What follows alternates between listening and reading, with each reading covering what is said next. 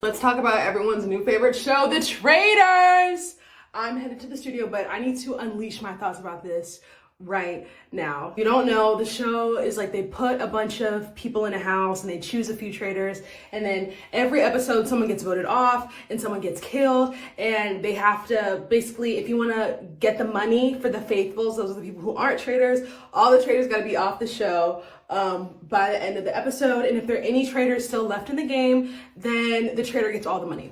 So anyways, the first season had like people from Survivor and like some reality TV people, and then also some like, you know, regular people, like not reality TV show people. And the second season has all like reality TV and like public figure type people. And I'm already liking season 2 a little bit better. I just feel like having like Bravo celebrities and like reality TV universe people, it's so much more interesting than having like other people in the mix. Like, no offense to like the regulars, but like I think season 2 is just so much better. Here are my predictions. So if you're watching the show, it's not a spoiler that Phaedra is one of the traitors. Like, you know that from the first episode.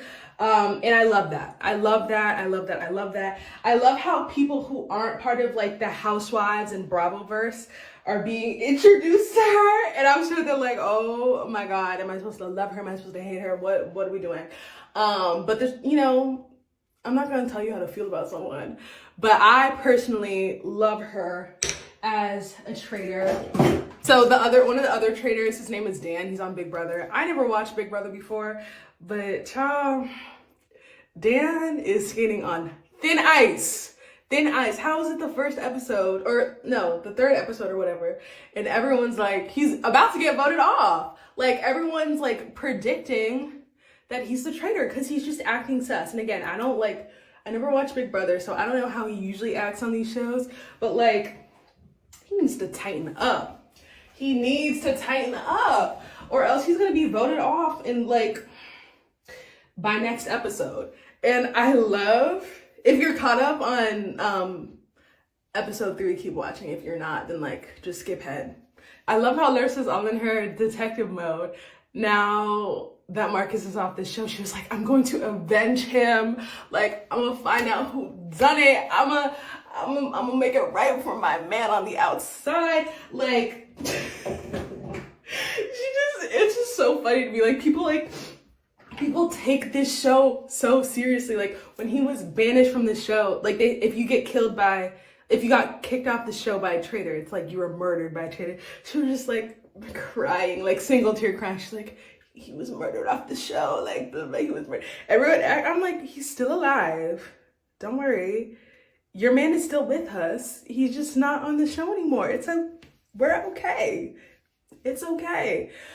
Who else on that show? Oh my God, Bergie from Love Island US.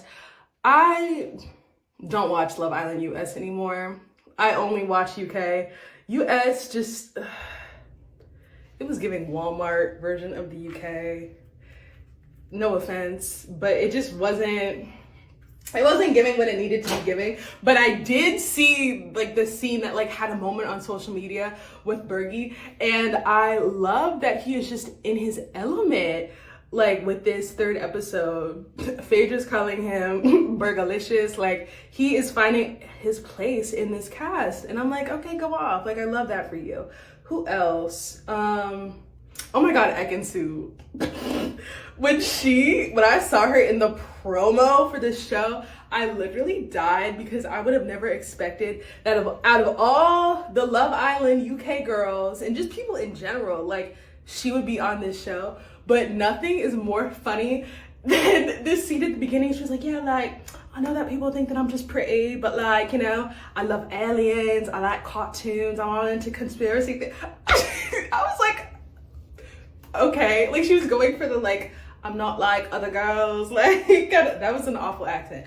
But she was trying to do all that, like, I'm not like other girls thing. And I'm like, okay, Princess Polly Ambassador, go ahead. Like, state your truth. State your truth. You have this, you know, you have your audience right now.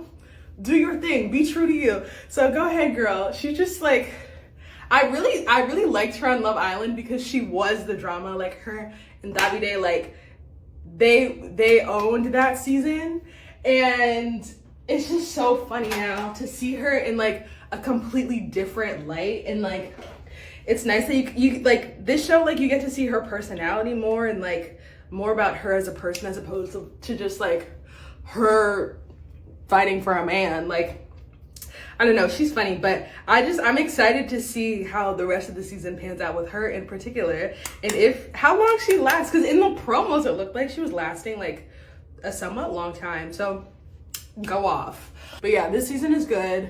I'm excited. This show is literally my new obsession. Anyone who liked that show with Frankie and Kevin Jonas about like being related to a famous relative, I feel like would like this show. This show is very like adjacent to that show because it has like the pop culture ties, but it's not like necessarily a show about pop culture, if you know what I mean. So yeah, I recommend.